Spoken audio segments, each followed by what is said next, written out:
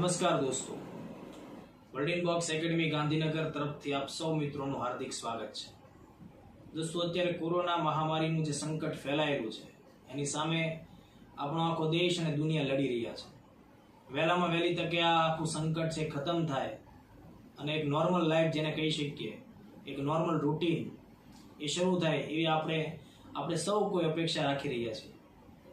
સમાજનો આજે બધો વર્ગ, તમામ વર્ગ જે છે એ સંકટમાંથી પસાર થઈ રહ્યો છે. આ સ્થિતિમાં જે કોઈ પણ યુવાનો સ્પર્ધાત્મક પરીક્ષાઓની તૈયારી કરી રહ્યા છે એ પણ એક સંકટમાંથી પસાર થઈ રહ્યા છે. એમની સામેનો સૌથી મોટો પડકાર એ છે કે ભાઈ અમારી પરીક્ષાઓ ક્યારે લેવાશે, ઓફલાઈન ક્લાસીસ ક્યારે ફરીથી શરૂ થશે. તો દોસ્તો, આ એવા સવાલો છે કે જેના કોઈ ચોક્કસ જવાબો આપવા અત્યારના ધોરણે સરકાર અને પ્રશાસન માટે પણ ખૂબ મુશ્કેલ છે. પણ વાત એક બહુ ચોક્કસ છે, હકીકત છે, નિશ્ચિત છે કે જ્યારે પણ આ સ્થિતિ નોર્મલ થશે ત્યારે વહેલામાં વહેલી તકે પરીક્ષાઓ લેવાશે. કદાચ એ સમયે આપણને પૂરતો સમય આપવામાં ન પણ આવે. જે તે પણ ભરતી બોર્ડ હોય, એ પછી જીપીએસસી હોય કે પોલીસ ભરતી બોર્ડ હોય કે ગૌણ સેવા હોય, એ જેવો એમને સ્પેસ મળશે, જેવી એમને તક મળશે એટલે તરત ટૂંકા સમયની નોટિસ જાહેર કરી અને પરીક્ષાઓ લેશે.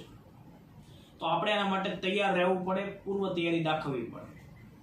બીજી એક થોડી કડવી પણ વાસ્તવિક બાબત છે એ હું તમને જણાવું છું. દોસ્તો, સ્પર્ધા કોઈ પણ હોય, કોઈ પણ ક્ષેત્રની હોય, સ્પર્ધા છે ને એ હંમેશા પિરામિડ જેવી હોય.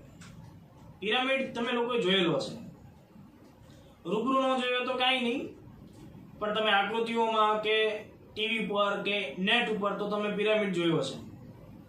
પિરામિડ છે ને એ જેમ એના બેઝથી લઈને તમે એની ટોચ ઉપર જાઓ ને એમ પ્રમાણમાં સાંકડો થતો જાય. મતલબ જેમ જેમ તમે આગળ વધો ને એમ એમ એક થોડુંક કપરું કહી શકાય એ પ્રકારનું ચઢાણ આવતું હોય છે. ટોચ ઉપર પહોંચવા માટે થઈને ખૂબ બધી મહેનત કરવી પડતી હોય છે. ટોચ ઉપરનો જે ભાગ છે એ પ્રમાણમાં સાંકડો હોય છે અને એ ચોક્કસ સંખ્યામાં જ લોકોને ત્યાં સુધી પહોંચવા માટેની સવલતો આપતું હોય છે. સ્પર્ધા આ જ પ્રકારની હોય છે. લાખો સ્પર્ધકો વિવિધ ક્ષેત્રોની અંદર પોતાની કારકિર્દી જમાવવા માટે, પોતાનું નામ બનાવવા માટે, સફળ થવા માટે, દુનિયાને કંઈક કરી બતાવવા માટે તેમ દોડતા હોય છે. પણ હકીકત એ છે કે લાખોમાંથી ખૂબ ઓછા લોકો સફળ થાય છે. આ વાત તમામ સ્પર્ધાઓને પૂરેપૂરી રીતે લાગુ પડે છે. આપણું ક્ષેત્ર પણ છે એ પરીક્ષાઓનું છે અને એમાં પણ પાછી પરીક્ષાઓમાં સ્પર્ધા છે. એટલા માટે આપણા આ સ્પર્ધાત્મક પરીક્ષાના ક્ષેત્રને પણ મેં તમને જે પિરામિડ વાળી વાત કીધી એ પણ 100% લાગુ પડે જ છે. દોસ્તો, આપણે બધાને સફળ થવું છે, જોયેલા સપનાઓને સાકાર કરવા છે, દુનિયાને આપણે આપણી સક્ષમતા સાબિત કરવી છે. તો આપણી આસપાસના પણ લાખો ઉમેદવાર આપણા હરીફો તરીકે હરીફાઈ કરી રહ્યા છે. તો આ સ્પર્ધાને આપણે જીતીશું કેવી રીતે? તો દોસ્તો, સ્પર્ધા કોઈ પણ હોય, ક્ષેત્ર કોઈ પણ હોય, સ્પર્ધકે જીતવા માટે થઈ અને જે તે સ્પર્ધાને ધ્યાનમાં રાખીને ચોક્કસ પ્રકારની લાયકાતો કેળવવી પડે. એના માટે યોગ્ય બનવું પડે. એના માટે ખૂબ માનસિક સંઘર્ષ પણ કરવો પડે અને પોતાની જે કોઈ પણ આળસ છે અને તૈયારીના અનુસંધાને જે કોઈ પણ અશુદ્ધિઓ છે એને શુદ્ધ કરવા માટે થઈ એક ચોક્કસ પ્રકારનું તાપ છે એ સહન કરવો પડે. એક આગ લાગવી પડે અને એની અંદરથી પસાર થવું પડે. ત્યારે જઈને આપણા સપનાઓ પૂરા થાય. તો આપણે આપણા પરિવારમાં, સમાજની અંદર કે અન્ય કોઈ પણ વર્તુળોમાં એક ચોક્કસ પ્રકારનું સ્થાન, આપણું વજૂદ જે છે એ મેળવી શકીએ. અને આ કરવા માટે થઈને આળસ છોડવી પડે. દોસ્તો, કોલેજોની પરીક્ષાઓમાં અને અહીંની જે સ્પર્ધાત્મક પરીક્ષાઓમાં તફાવત છે. તફાવત એટલો છે કે અહીંયા તમને બીજો ચાન્સ નથી મળવાનો. એક તો અત્યારની આપણી જે કોઈ પણ સરકારની નીતિઓ હોય કે પ્રશાસનની જે કોઈ પ્રકારની પદ્ધતિઓ હોય, તો રેગ્યુલર વર્ષોમાં પરીક્ષાઓ આવતી નથી. અને જ્યારે આવે છે ત્યારે તમને એમ હોય કે પૂરતો સમય મળશે, તો એવું પણ નથી બનતું. એટલે અત્યારે મહામારીનો આ જે સમયગાળો છે અને એમાં એક પ્રકારે સમજો કે અનિશ્ચિત વેકેશન મળ્યું છે, તો એનો તમારે પૂરેપૂરો લાભ ઉઠાવવો પડશે. તો જઈને આપણું કામ થશે. તો આ એક બાબતને તમારે ખાસ સમજવી પડશે. બીજી એક બાબત, ગુજરાતની અંદર તૈયારી કરતા ઉમેદવારે પાસ જલ્દી થઈ જવું છે, એને જલ્દી કલેક્ટર થઈ જવું છે, એને જલ્દી પીએસઆઈ થઈ જવું છે, કે જે કોઈ પણ ટાર્ગેટ છે એ ઓછા સમયમાં એને હાસિલ કરી લેવો છે, આ એક મનોવૃત્તિ છે. એના માટે એને પૂરતી અને પૂર્વ તૈયારી જે કરવી પડતી હોય છે એ નથી કરવાની હોતી. એને જસ્ટ એમ છે કે ભાઈ 2 મહિના પછી પરીક્ષા છે, અમને પાસ કરાવી. તો આ રીતે ક્યારેય કોઈ વ્યક્તિ પરીક્ષા પાસ નથી થતું. કારણ સમજો કે અહીંયા ઘણા બધા વિષયો છે તમારે ભણવાના હોય, ઘણું બધું વાંચવાનું હોય, ઘણું બધું યાદ રાખવાનું હોય, ઘણા રિવિઝન્સ કરવાના હોય છે. જો રીડિંગ અને રિવિઝન છે એ એક સિક્કાની 2 બાજુ છે. તમે રીડિંગ કરશો પણ જો સમયાંતરે એનું રિવિઝન નહીં કરો તો સ્થિતિ કેવી થશે હું તમને સમજાવું. તમે આજે એક છોડ વાવશો પણ સમય સાથે એની જો માવજત નહીં કરો, એને પાણી નહીં આપો, એને જરૂરી પોષક તત્વો નહીં આપો તો એ છોડ અમુક સમય બાદ સંઘર્ષ કરતો કરતો શું થશે? કરમાઈ જશે. સેમ હિયર રીડિંગ જે કઈ કરો છો એ ડેટા અમુક ચોક્કસ સમય બાદ જો તમે એને પુનરાવર્તિત નહીં કરો તો એ ડેટા છે એ ડિલીટ થઈ જશે. જ્યારે જરૂર હશે એ સમયે એ ડેટા રિકોલ નહીં થાય. એટલે જેટલું મહત્વ રીડિંગનું છે એટલું જ મહત્વ રિવિઝનનું પણ છે. સાથોસાથ તમે જે તૈયારી કરી છે એ કેટલા અંશે યોગ્ય છે, એ કેટલા અંશે તમને સાથ આપનારી છે, એ માટે થઈને તમારે સમયાંતરે નિયમિત રીતે ટેસ્ટ આપવી પડે. અત્યારે જો આ સમયમાં વર્લ્ડિન બોક્સની તમામ શાખામાં WIB લાઈવ એપ્લિકેશન ઉપર લાઈવ ક્લાસીસ પણ ચાલી રહ્યા છે અને દરેક બેચોમાં એની ટેસ્ટ પણ ચાલી રહી છે. મોટાભાગના વિદ્યાર્થીઓ ટેસ્ટ આપે છે પણ હજી કેટલાક વિદ્યાર્થીઓ ટેસ્ટથી બચે છે, ભાગે છે. જ્યારે કોઈ ઉમેદવાર ટેસ્ટ નથી આપતો તો એનાથી 2 બાબત એકદમ સ્પષ્ટ થાય છે. પહેલી બાબત એ સ્પષ્ટ થાય છે કે ટેસ્ટ નહીં આપવાનું મુખ્ય કારણ છે કે એની તૈયારીનો અભાવ છે, એને તૈયારી નથી કરી, મતલબ પોતાની જાત સાથે, પોતાના સપના સાથે વિશ્વાસઘાત કર્યો. બીજું એ સાબિત થાય છે કે એ વ્યક્તિ પોતાનું જે કઈ મહત્વાકાંક્ષા છે, પોતાનો જે ગોલ છે એને પ્રાપ્ત કરવા માટે થઈ અને જે ટ્રેક ઉપર ચાલવું જોઈએ એ ટ્રેક ઉપર ચાલી નથી રહ્યો. આ 2 બાબત છે એ સ્પષ્ટ થઈ જાય છે, સાબિત થઈ જાય છે. તો તમે તૈયારી કરો, તમે રીડિંગ, રિવિઝન, ટેસ્ટની સ્ટ્રેટેજી અપનાવો. જરૂરી જ્યાં પણ તમને ડિફિકલ્ટી સામનો કરવાનો થાય છે તો એ જરૂરી તમામ ડિફિકલ્ટીઝને વહેલી તકે ઉકેલો પણ ખરા. એટલે આ બાબતને ખાસ ધ્યાનમાં રાખવું પડશે. બીજું, તમે રાહ ન જોવો કે ક્યારે સરકાર છે એ ભરતીની તારીખો ડિક્લેર કરે, પરીક્ષાની તારીખો ડિક્લેર કરે પછી આપણે ગાંધીનગર જાશું અથવા તો કોઈ પણ પ્લેટફોર્મ ઉપર તૈયારી કરી લેશું. પૂર્વ તૈયારીનો અભાવ તમને ક્યારેય પાસ નહીં થવા દે. તમે નાનપણથી ઇતિહાસ ભણતા આવ્યા છો, વાંચતા આવ્યા છો, એના વિશે ચર્ચાઓ કરતા આવ્યા છો. ઇતિહાસ એક વાતનું હંમેશા પ્રતિનિધિત્વ કરે છે અને એ વાત એ છે કે ભાઈ સંઘર્ષના સમયે જેમની પૂર્વ તૈયારી હોય છે એ જ જીતે છે. એ કોઈ પણ રાજા હોય, મહારાજા હોય, સુલતાન હોય, બાદશાહ હોય કે કોઈ પણ વ્યક્તિ હોય કે સંસ્થા હોય, એમનું ટકવું કે એમનું અસ્તિત્વ જળવાયેલું રહેવું એ હંમેશા એમની પૂર્વ તૈયારી પર હોય. જ્યારે યુદ્ધ શરૂ થઈ જાય, મારો કાપોના નારાઓ શરૂ થઈ જાય, રણભેરીઓ ફૂંકાવા લાગી હોય અને એ સમયે જો તમે તમારા હથિયારો શોધો, એ સમયે તમે સેનાને ભેગી કરો તો ચોક્કસપણે તમારે વીરગતિ જ પામવાનું હોય, તમારે જીત ન મેળવવાની હોય.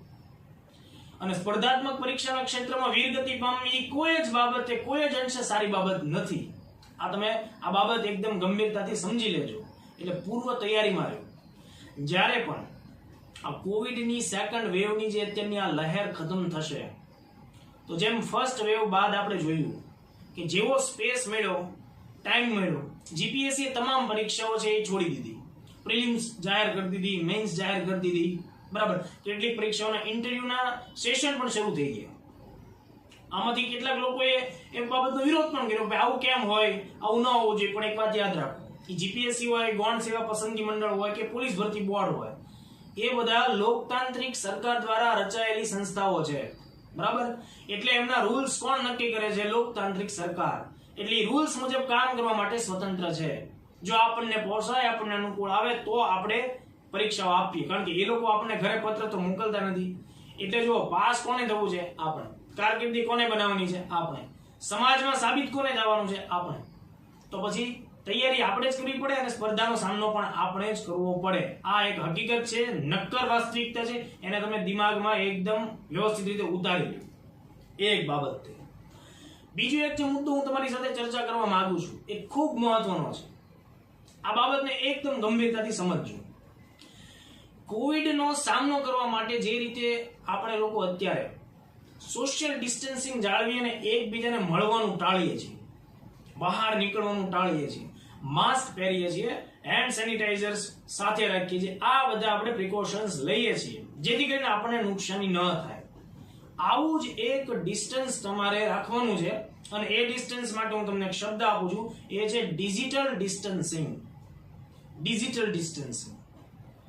આ જે દોસ્તો ફોન છે ને, આ સ્માર્ટફોન, આમાં ઇન્ટરનેટ છે, ઇન્ટરનેટની સુવિધા આપણને સ્માર્ટફોન ઉપર મળવા લાગી અને તેની સાથોસાથ આમાં સોશિયલ મીડિયાનો પણ આવિષ્કાર થયો અને તમે એક વાતને સતત અનુભવતા હશો કે સતતપણે તમારા ફોન ઉપર કોઈ ને કોઈ પ્રકારની નોટિફિકેશન આવતી રહેતી હોય છે, એ ચાહે યુટ્યુબની હોય, ફેસબુકની હોય, વોટ્સએપની હોય, ઇન્સ્ટાની હોય કે કોઈ પણ સોશિયલ મીડિયાની હોય, તો તમને સતત એની નોટિફિકેશન આવતી રહેતી હોય છે. જેટલી નોટિફિકેશન આવશે ને એમાં મોટા ભાગના વ્યક્તિઓ શું કરશે, એ નોટિફિકેશનને ફોલો કરશે, એની ઉપર ક્લિક કરશે, એમાં આગળ વધશે.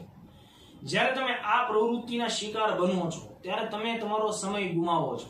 કારણ કે અત્યારે સમજો, આ સ્માર્ટફોન ઉપર દુનિયાની આખી ઇકોનોમી ટકેલી છે. આ સ્માર્ટફોન આવ્યા પછી દુનિયાનું અર્થતંત્ર છે એ વધુ વેગવંતું બન્યું. જો આ સ્માર્ટફોન ન હોય તો દુનિયાના અત્યારના જે સ્ટ્રોંગ દેશો છે એ બધા પાયમાલ થઈ ગયા હોય. બરાબર? તો આ આખી બાબત છે,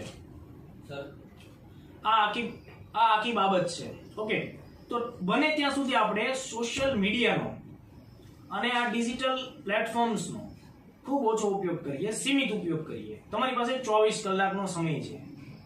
તમારે સોશિયલ મીડિયા ન વાપરવું એવી કોઈ બાબત નથી. તમે એનો ઉપયોગ કરો. જો તમને લાગે કે આનાથી તમને ફાયદો થાય છે તો તમે ચોક્કસપણે એનો ઉપયોગ કરો, પણ એ 24 કલાકની અંદર એક ચોક્કસ સમયગાળો આપો અને એ સંયમિત સમયની અંદર જ તમારે એને એપ્રોચ કરવાનો, એ સિવાય નહીં. નહીતર શું થશે, તમે તમારો જે કિંમતી સમય કે જેને તમારે તમારી ડિફિકલ્ટી સોલ્વ કરવામાં, તમને દાખલા તરીકે જો કોઈ વિષયો નથી આવડતા, ગણિત નથી આવડતું, અંગ્રેજી નથી આવડતું, એની પાછળ આપવાનું છે, એની જગ્યાએ તમે શું કરશો, આખો દિવસ ફેસબુકમાં, વોટ્સએપમાં, ઇન્સ્ટામાં પડ્યા રહેશો. આ ડિજિટલ ડ્રગ છે અને આ ડિજિટલ ડ્રગ જે છે એ અત્યારે ભારત જેવા દેશ કે જ્યાં મધ્યમ વર્ગીય યુવાનોની સંખ્યા વધારે છે એને પોતાના કબજામાં, એને પોતાના બરડામાં લઈ રહ્યું છે. બરાબર? જો આપણને ઇન્ટરનેટના ખૂબ લાભ છે, આપણે એનો વિરોધ નથી. સોશિયલ મીડિયામાં આપણે કોઈની સાથે કોઈ વાંધો નથી, પણ વાત એ છે કે આપણા માટે એક લિમિટેડ ટાઈમ છે, લિમિટેડ ટાઈમ સ્પાનમાં આપણે સફળતા મેળવવાની છે. કારણ કે આપણે કોઈ પંચવર્ષીય યોજનાઓને સાકાર નથી કરવાની.